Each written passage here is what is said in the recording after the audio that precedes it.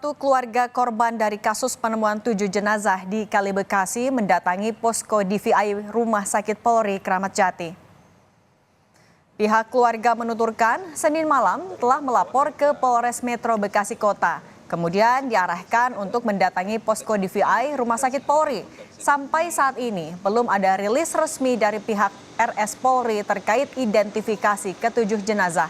Pihak RS masih mengumpulkan data antemortem dan postmortem untuk dilakukan identifikasi, lalu nantinya dilanjutkan dengan sidang rekonsiliasi.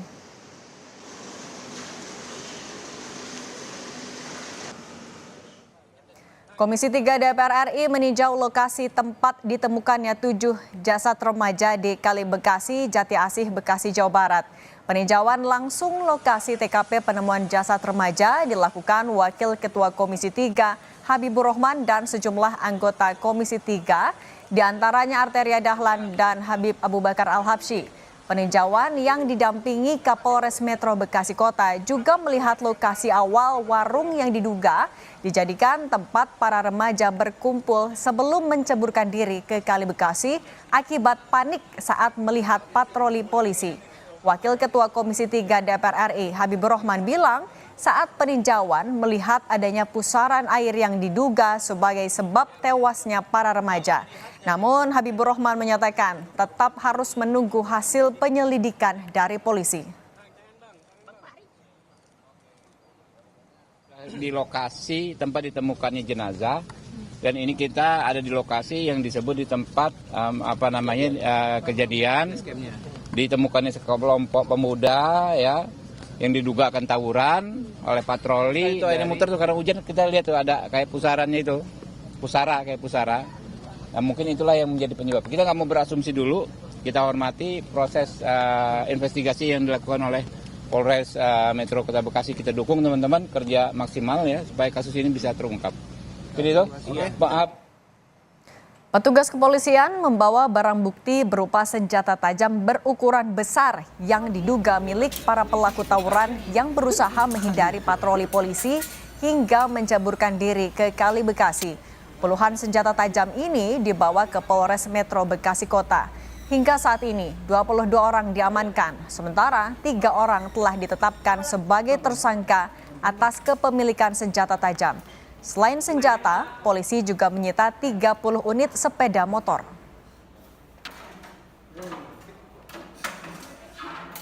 Sisi Polres bahwa di lokasi tersebut ada anak-anak yang diamankan. Jumlahnya ada 9 orang, termasuk sebetulnya itu ada kendaraan sekitar 30 jumlahnya. Tapi yang diamankan dinaikkan ke kendaraan tersebut hanya ada 2 karena tempat itu tidak muat ditempati oleh anak-anak yang 9 orang diamankan. Setelah ada presisi datang jam 3 pagi, itu anak-anak tersebut karena mungkin merasa bersalah, ada yang membawa senjata tajam, akhirnya membubarkan diri, mencari penyelamatan diri. Sehingga banyak yang terjun ke kali.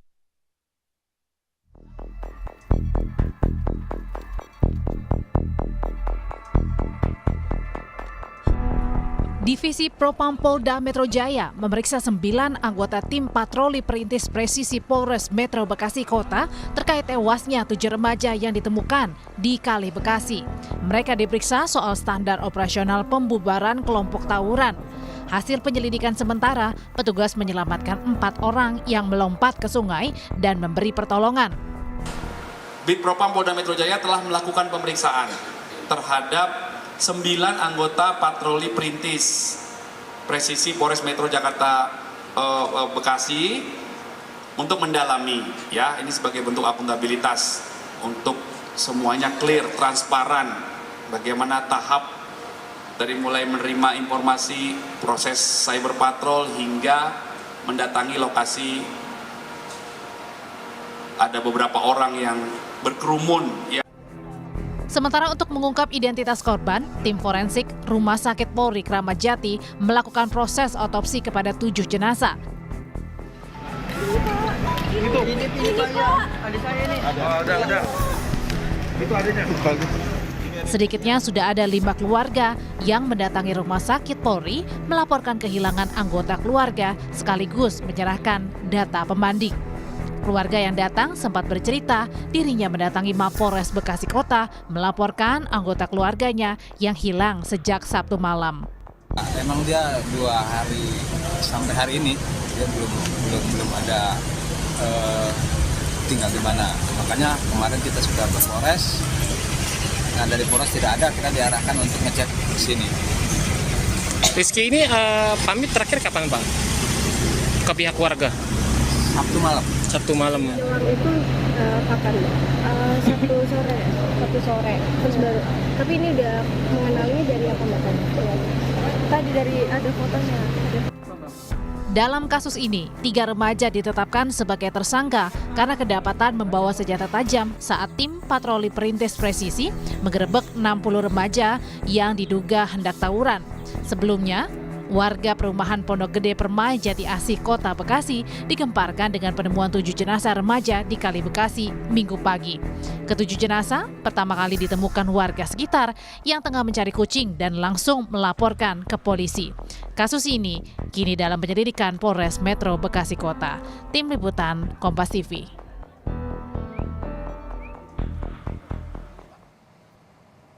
Sudahkah pengungkapan kasus kematian 7 remaja di Kali Bekasi ini transparan? Kita berbincang bersama Guru Besar Kriminologi FISIP UI, Adrianus Meliala. Prof. Adrianus, selamat petang. Selamat petang, Mbak. Prof. Adrianus, pengungkapan sebab kematian 7 remaja di Kali Bekasi ini, kalau dari pengamatan Anda, sudah tepat dan transparankah?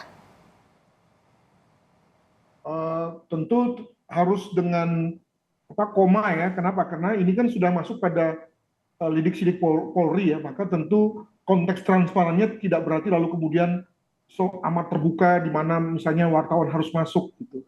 Tapi minimal memang bagi saya begini ya, ini kan kasus besar ya, kasus besar luar biasa gitu ya.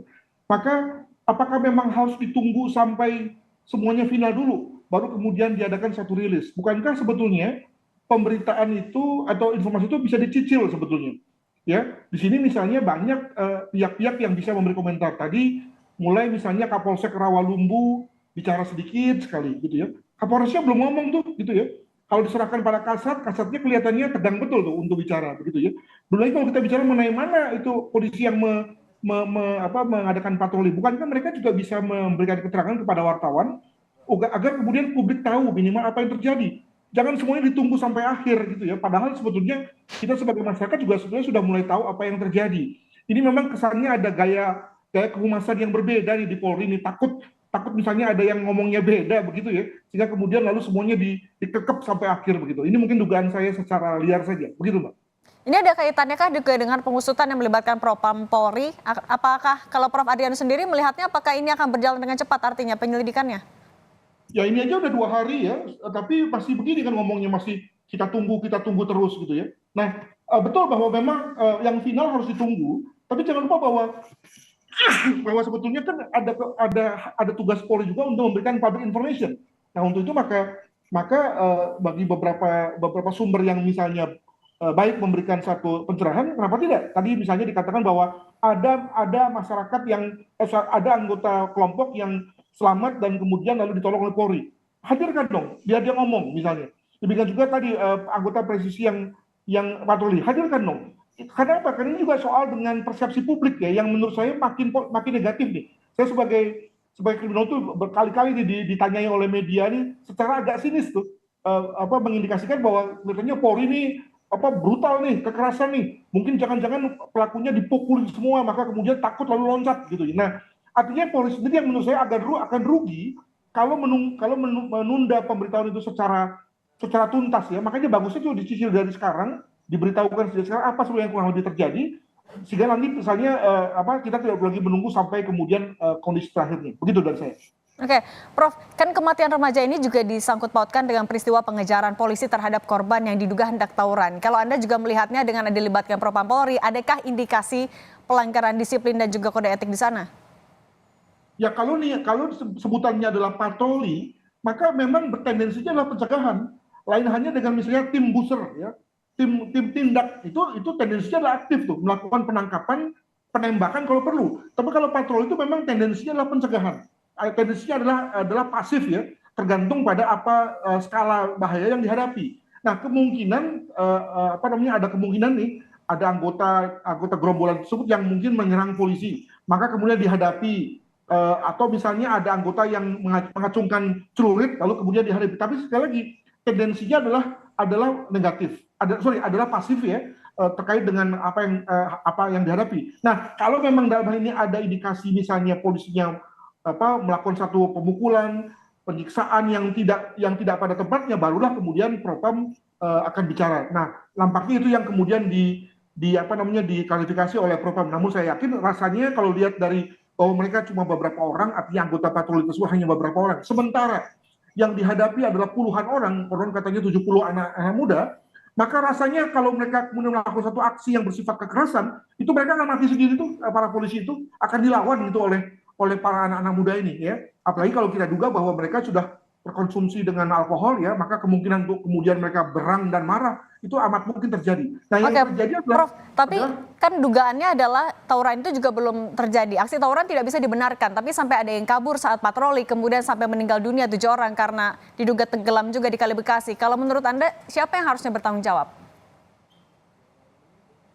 Saya kira kita kembali pada tusi atau SOP masing-masing gitu ya. Nah, saya tadi menangkap sedikit saja isi daripada pemberitahuan atau keterangan dari Kapolsek Rawalumbu yang mengatakan bahwa 8 atau 9 orang dari mereka itu sudah ada di mobil polisi, sudah ada di dalam pengawasan polisi, dan polisi menunggu perkuatan ya, menunggu ada tambahan tenaga untuk kemudian membawa mereka ke Polsek atau Polres. Nah, sambil menunggu itu, lalu kemudian si 8 atau 9 anak muda ini kemudian lari dan kemudian lalu diantaranya ada yang terjun. Nah, di sini saya kira titik kritisnya, secara kepolisian, apakah ketika orang sudah berada dalam pengawasan polisi, lalu kemudian bisa lari dan kemudian malah loncat sehingga lalu membahayakan nyawanya, itu salahnya polisi atau tidak? Kalau kita analogikan dengan orang yang sudah berada dalam tahanan polisi, lalu kemudian mati, saya kira nggak ada lagi cerita lain, pasti salah polisi ya. Demikian juga kalau dia misalnya sudah berada di lapas, pasti salahnya petugas lapas. Namun ketika yang bersangkutan masih berada dalam konteks pengawasan polisi dalam rangka menunggu dijemput misalnya, maka dia mungkin pertama tidak digari ya, tidak diberikan digari, kedua juga mungkin tidak dikokang sehingga kalau ada kemungkinan mereka lari, dan ketika itulah lalu kemudian bisa menjadi pertanyaan apakah itu menjadi kesalahan kepolisian atau tidak, begitu. Oke, baik. Kita tunggu juga pengungkapannya secara transparan dan juga terbuka. Terima kasih Prof. Adrianus Meliala sudah berbagi di Kompas Petang. Sehat selalu. Terima kasih.